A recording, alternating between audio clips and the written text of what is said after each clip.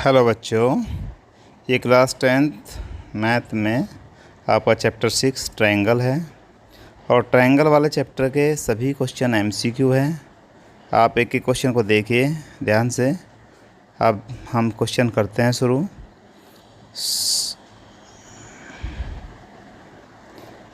Circle same radii are always. पहला question है, circle जिसकी रेडियस सेम है वो सिमिलर होता है, कॉन्ग्रुएंट होता है। सी अनइक्वल होता है। D both similar and congruent. अब इसकी बात करें पहले हम, तो इसका आंसर तो बोथ सिमिलर एंड कॉन्ग्रुएंट आएगा, परंतु इसकी हम एक्सप्लेनेशन दें तो figure having same shape same size are called congruent. जिसका साइज भी सेम हो, शेप भी सेम हो, वो कॉन्ग्रुएंट फिगर होती हैं। Two figure having same shape different size are called similar. परंतु एक इम्पोर्टेंट है, all congruent figure are similar but the similar figure are not congruent. तो यहाँ पर आएगा सिमिलर भी है ये और कॉन्ग्रुएंट भी है। नेक्स्ट क्वेश्चन की बात करें, in triangle X Y Z angle X 60 degree है, वाई 50 डिग्री है। If triangle X Y Z similar to triangle P Q R then value of R. हमें आर की वैल्यू बतानी है, तो आर जेड की वैल्यू निकाल लें हम। हमें दोनों triangle X Y Z and P Q R दोनों सिमिलर दिए हुए हैं। अब इन सिमिलर ट्रायंगल में देखिए, अगर हम जेड की वैल्यू निकालें, X plus Y plus Z equal to 180 होगा एंगल सम प्रॉपर्टी से, तो जेड की वैल्यू 70 डिग्री आ जाती है। और X Y Z P Q R के सिमिलर है, तो एक्स पी के इक्वल होगा, वाई क्यू के इक्वल होगा और जेड आर के इक्वल होगा। तो इस तरह से एंगल आर की वैल्यू आएगी 70 डिग्री। तो एंगल आर 70 डिग्री का होगा। कोई भी ट्रायंगल अगर सिमिलर है तो उसके कोरोस्पोंडिंग एंगल इक्वल होते हैं। नेक्स्ट क्वेश्चन 3 की बात करें, in triangle A B C and D E F. आपको दिख रहे हैं दो ट्रायंगल हैं, A B upon D is equal to B C upon F D है। Then they will be similar. ये सिमिलर कब होंगे? यदि इफ़, अब हमें एंगल दिए हुए हैं, कौन सा एंगल इक्वल हो जाए कि ये सिमिलर हो जाए। देखिए, ए बी अपॉन डी और B C upon F D, तो इसका मीन्स बी और ई दोनों में कॉमन है। तो कौन सा एंगल हमारा इक्वल, बी और डी दोनों कॉमन है, तो बी डी इनके बीच में आ रहे हैं दोनों रेशो के, तो इसका means angle B is equal to क्या होगा, एंगल डी। क्योंकि ट्रायंगल जो है यहाँ पर सिमिलरिटी देख लीजिए किस में बनेगी, ए बी अपॉन डी है, तो ए बी अपॉन डी है और दूसरी साइड हमारे पास जो सिमिलर थी रेशो में दिया हुआ था उसके बीच का एंगल इक्वल होता है। If a line drawn parallel to one side of a triangle intersect the other two side in distinct point, then other two side are divided in the same ratio is called। देखिए, ये हमें statement बतानी है कि ये statement किस theorem का है। Thales theorem, converse of Thales theorem, corollary of Thales theorem, Pythagoras theorem. ये हमारा स्टेटमेंट है थेल्स थ्योरम का, क्योंकि थेल्स थ्योरम हमारी है, उसे बीपीटी थ्योरम भी कहते हैं, बेसिक प्रोपोर्शनल थ्योरम। लाइन, अगर एक लाइन एक ट्रायंगल की एक साइड के पैरेलल हो और दूसरों को डिस्टिंक्ट पॉइंट पर काट रही हो, इंटरसेक्ट कर रही हो, तो उनका रेशो सेम होता है। तो यह हमारा स्टेटमेंट है थेल्स थ्योरम का। अब हम इसके आगे देखते हैं कि थेल्स थ्योरम है क्या और कन्वर्स ऑफ थेल्स थ्योरम क्या है। देखिए, if a line drawn parallel to the two side, वही क्वेश्चन तो वही है। अब इसकी कन्वर्स ऑफ बीपीटी क्या है, if a line divided any two side of a triangle in the same ratio, यदि सेम रेशो में डिवाइड करिए तो ए लाइन पैरेलल हो जाती है। तो थेल्स थ्योरम थी कि line drawn parallel to one side of a triangle intersect different point other distinct point पर, तो वह क्या होती थी, सेम रेशो में डिवाइड कर देती थी। अगर सेम रेशो में है तो वह पैरेलल हो जाती है, ये कन्वर्स हो गई। और पाइथागोरस की बात करें तो राइट ट्रायंगल में square of hypotenuse is equal to sum of the square of other two side होती हैं। तो थेल्स थ्योरम के क्या क्या रिजल्ट हो सकते हैं, A D upon D B और ए ई अपॉन ई सी। एक तो रिजल्ट हो सकता है, एक रिजल्ट ये हो सकता है A B upon A A B upon A D और ए सी अपॉन इधर से आ जाएगा ए ई। आगे नेक्स्ट क्वेश्चन आता है, a straight line drawn parallel to the side of the triangle divide other two side proportionally, this statement, यह statement किसका है? वही थेल्स थ्योरम का है।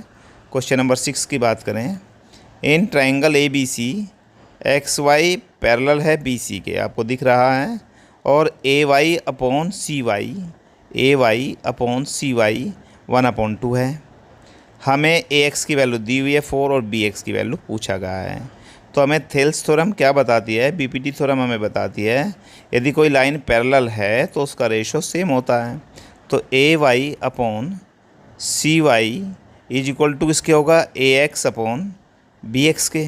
अब ए एक्स की वैल्यू 4 है, A Y upon C Y की वैल्यू 1/2 है, तो बी एक्स की वैल्यू 8 आ जाएगी। तो इस तरह से हमारा, इसने पूछा था बी एक्स क्या होगा, तो बी एक्स की वैल्यू 8 होगी। आगे नेक्स्ट क्वेश्चन की बात करें तो नेक्स्ट क्वेश्चन में आता है 7th क्वेश्चन, और 7th क्वेश्चन में हमें एक फिगर दी हुई है। इस फिगर में बताया गया है ई एफ सी ए के पैरेलल है और एफ जी ए बी के पैरेलल हैं। तो हमें बताना है डी अपॉन सी की वैल्यू बतानी है। चलिए हम बहुत ईजिली से कर लेंगे, आसानी से। हमें सबसे पहले 2 ट्रायंगल दिए हुए हैं, एक ट्रायंगल है डी ए सी और दूसरा ट्रायंगल हमारे पास है डी ए बी। हम दोनों को अलग अलग लेते हैं। हम यदि डी ए बी की बात करें तो डी ए बी में क्या पैरेलल है, एफ जी पैरेलल है ए बी के। तो यहाँ से क्या होने वाला है, D F upon F A equal to D G upon G B. और जो दूसरा ट्रायंगल है ऊपर वाला डी ए सी, उसमें एफ ई पैरेलल है ए सी के।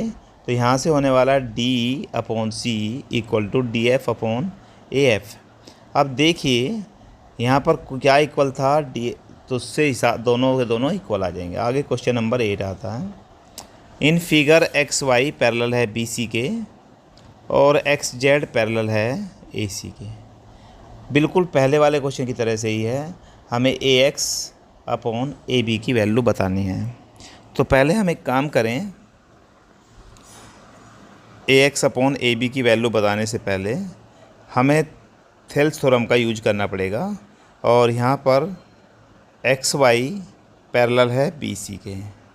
तो जब एक्स वाई पैरेलल है बी सी के तो क्या होगा, B A upon A X is equal to B C upon C Z, यानी कि एक्स जेड पैरेलल है ए सी के इस वाली से। और दूसरे वाली से एक्स वाई पैरेलल है बी सी से, A X upon A B is equal to A Y upon A X upon A B is equal to C Z upon B C, यानी कि इसी को हमने उल्टा कर दिया।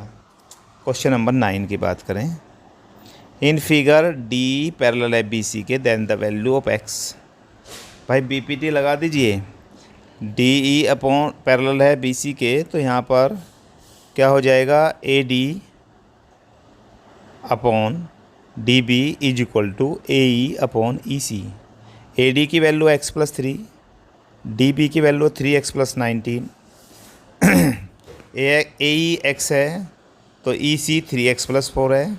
अगर हम इनकी क्रॉस मल्टीप्लिकेशन कर दें तो क्रॉस मल्टीप्लिकेशन करके आ जाएगा x+3 × 3x + 4 और 3x + 19 × x। मल्टीप्लाई करें 3x² से 3x² कट जाएगा, 13x + 12 = 19x। इस तरह से हम सोल्व करके x की वैल्यू यहाँ पर 2 निकाल देंगे। आगे क्वेश्चन नंबर 10 आता है, in trapezium A B C D, A B parallel है डी सी के और डायगोनल इंटरसेक्ट ओ। हमें वैल्यू बतानी है ओ डी अपॉन ओ सी। आप देख रहे हो ओ डी अपॉन ओ सी की। तो ये अब बुक का ही क्वेश्चन है, ए बी पैरेलल है सी डी के और हमें बताना है ओ डी अपॉन ओ सी की वैल्यू। देखिए O D upon O B is equal to O C upon O A, यानी कि ए बी पैरेलल था डी सी के। तो अगर हम इसमें करें O D upon O B is equal to O C upon O A, तो यहाँ से O D upon O C is equal to क्या हो जाएगा, ओ बी अपॉन, उल्टा कर दें इसको, तो यहाँ से बन जाएगा ओ बी, ओ सी को नीचे ले आए तो O B upon O A. तो हमारा आंसर आ जाएगा ये। In the adjoining figure triangle A B C similar to triangle A M N, the ratio of side A N and A C is 2.5, then M N ratio, यानी कि ए N and A सी का ratio हमें दिया हुआ है 2.25, then M N ratio B C हमें बताना है। तो यहाँ पर बिल्कुल सिंपली देखिए, अगर ट्रायंगल ए बी सी और ए एम एन सिमिलर हैं तो A N upon A C, A M upon A B और M N upon B C होगा। ए एन अपॉन ए सी का रेशो 2:5 है तो 2/5 हो जाएगा। तो A M N upon B C भी क्या हो जाएगा, 2:5। तो बी ऑप्शन इज़ राइट। आगे क्वेश्चन नंबर 12 की बात करते हैं। In given figure A B parallel है पी क्यू के, if P Q 1.5, Q C 2 centimetre and B Q 8 centimetre, then the measure of A B. हमें ए बी की value बतानी है। तो ए बी पैरेलल किसके हैं, पी क्यू के हैं।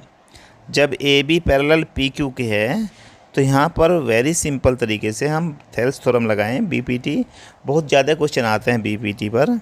तो यहाँ पर बन जाएगा A B upon P Q is equal to B C upon Q C, क्योंकि हमें क्यू सी की आवश्यकता है। अब A B upon P Q 1.5 है, हम बी सी की बात करें तो बी सी तो हमें दिया हुआ नहीं है, परंतु बी क्यू और क्यू सी दिया हुआ है।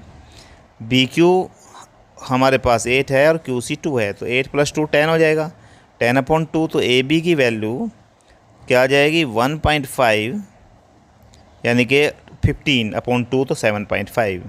आगे question number 13, at a certain time the day of the day a man 6 feet tall cast his shadow 8 feet long, then the length of the shadow cast by a building 45 feet high at the same time, which is next to the man is number A 60 feet, number B 45 feet, number C 48 feet और number D 90 feet. तो हमें अब हम इसका देखते हैं कैसे हम इसे सोल्व करेंगे। देखिए एक ही टाइम पर है, जब एक ही टाइम की बात कर रहा है तो हमें ट्रायंगल सिमिलर होते हैं। देखिए एक ए बी 6 है मैन, और शैडो कितनी बन रही है, यानी कि ए पी क्यू मैन है, इसकी शैडो बन रही है, कितनी शैडो बन रही है, 45 फीट। तो देखिए शैडो दिख रही होगी आपको।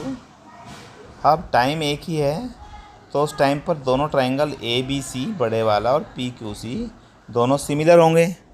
जब सिमिलर ट्रायंगल होंगे तो हम सिमिलरिटी से इस क्वेश्चन को कर लेंगे।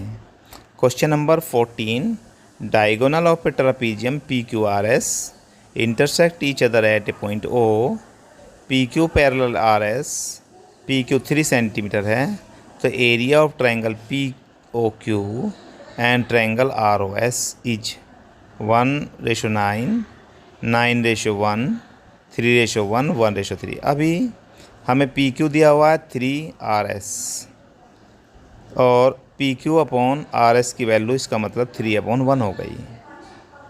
तो हम एक थ्योरम है, the ratio of the area of 2 similar triangle, 2 similar ट्रायंगलों के एरिया का ratio equal to square of the ratio of their corresponding side. इसका मीन्स ये हुआ एरिया ऑफ ट्रायंगल, अब ट्रायंगल पी क्यू आर और आर ओ एस अगर आप देखें अल्टरनेट इंटीरियर एंगल से सिमिलर हो जाएंगे, तो triangle P O Q area of R O S का ratio P Q upon R S का स्क्वायर हो जाएगा, क्योंकि मैंने बताया स्क्वायर के रेशो के बराबर होता है। तो 3/1 का स्क्वायर 9/1, तो area of P O Q upon area of R S 9:1 आ जाएगा। Side of 2 similar triangle are in the ratio 4:9, area of these triangle are in the ratio. तो वेरी सिंपल तरीके से अभी बताया था कि एरिया अगर 2 सिमिलर ट्रायंगल हैं तो उनके एरिया का रेशो उनकी साइड के स्क्वायर के रेशो के बराबर होता है। साइड का रेशो 4:9 का स्क्वायर कर दिया जाए तो 4 का स्क्वायर 16 और 9 का स्क्वायर 81। इस तरह से दोनों ट्रायंगल के एरिया का रेशो 16:81 होगा। आगे नेक्स्ट क्वेश्चन 16 की बात करें। क्वेश्चन नंबर 16 आपका, यहाँ पर 15 में हमें एरिया की बात की गई थी, अभी 16th में भी area of two similar triangle are respectively 9 centimetre square and 16 centimetre square. The ratio of their corresponding side is. हमें दो सिमिलर ट्रायंगल के एरिया दिए हुए हैं और हमें कोरोस्पोंडिंग साइड का रेशो पूछा है। हम प्रॉपर्टी जानते हैं, the ratio of the area of two similar triangle equal to square of the ratio of their corresponding side. Therefore area of triangle POQ upon area of triangle ROS is equal to PQ upon RS का whole square. Area of triangle POQ 9/16 दिया हुआ ratio, तो PQ upon RS का whole square. Square root on both side करें तो 3/4 आ जाएगा answer. Question number 17 की बात करते हैं। Triangle ABC similar to triangle DEF if angle A is equal to angle D, angle B equal to angle E, तो area of triangle ABC upon area of triangle DEF equal to, देखिए आपको पता है कि ABC DF similar है, angle A equal to angle D है, तो area दोनों का क्या होगा, उनकी कोरोस्पोंडिंग साइड के रेशियो के बराबर होगा। दोनों ट्रायंगल सिमिलर दिए हुए हैं। अब हम कह सकते हैं कि area of triangle ABC upon area of triangle DEF is equal to क्या हो जाएगा, AC का स्क्वायर अपॉन DF का square. Ratio of the corresponding side of the similar triangle 2:3। Altitude पूछा है, ये भी वेरी इंपॉर्टेंट क्वेश्चन में से आ जाता है। इस क्वेश्चन में हम देखें, हमें यहाँ पर एल्टीट्यूड की बात की है। अभी तक हमने एरिया दिया हुआ था, रेशो हम निकाल रहे थे कोरोस्पोंडिंग साइड की। अब मैं दो प्रॉपर्टी बताता हूँ, दोनों प्रॉपर्टी के आधार पर इसका आंसर आ जाएगा। The ratio of area of two similar triangle is equal to square of the ratio of their corresponding side. यह आपको मैंने बता ही दिया, अब नई एक और बताते हैं। The ratio of the area of two similar triangle is equal to square of the ratio of their corresponding altitude. इसका मीन्स ये हुआ area of triangle ABC upon area of triangle DEF is equal to AM का square upon DN का square, यानी कि side का होता है तो कोरोस्पोंडिंग एल्टीट्यूड का भी होता है। आगे क्वेश्चन नंबर 19 की बात करें। In triangle XYZ if XY का स्क्वायर माइनस YZ का स्क्वायर इक्वल टू XZ का square, then hypotenuse and right angled vertex are. हमें दो बात बतानी है, एक तो बताना है हाइपोटेनियस क्या होगा और वर्टेक्स ऑफ राइट एंगल बताना है। देखिए XY का स्क्वायर इक्वल टू XZ का स्क्वायर प्लस YZ का स्क्वायर। हम इसे अगर ऐसे देखें तो ये पाइथागोरस है कि in a right angle the square of hypotenuse is equal to sum of the square of the other two side. तो इसका मीन्स यहाँ पर हुआ XY हाइपोटेनियस हो गई, तो हाइपोटेनियस तो XY हो गई, और XY के सामने वाला एंगल राइट एंगल होता है तो Z राइट एंगल हो गया। तो हमारा आंसर होगा XY is hypotenuse and angle Z is the vertex of right angle. हमें नेक्स्ट 20 क्वेश्चन में दिया हुआ है length of altitude of an equilateral triangle, equal triangle side 8 centimetre is, यानी कि इक्वलेटरल ट्रायंगल की साइड 8 सेंटीमीटर है, उसका एल्टीट्यूड बताना है। अब देखिए अगर इक्वलेटरल ट्रायंगल की साइड A है तो उसका एरिया होता है √3/4A² और एल्टीट्यूड का फॉर्मूला होता है A√3/2। हमें क्या निकालना है, एल्टीट्यूड निकालना है। तो A की वैल्यू 8 है तो 8√3/2, 2 से 8 को काटे तो 4√3 आ जाएगा। तो आंसर आ गया the length of altitude of an equilateral triangle is 4√3 centimetre. Next question BC type का है। Area of equilateral triangle with length A is equal to, अभी मैंने बताया है कि इक्विलेटरल ट्रायंगल का एरिया जिसकी साइड की लेंथ ए है √3/4 ए स्क्वायर होता है और एल्टीट्यूड a√3/2 होता है। 21 क्वेश्चन हमारा हो गया है। आगे हम 22 क्वेश्चन की बात करें तो 22 क्वेश्चन में देखिए क्या आता है।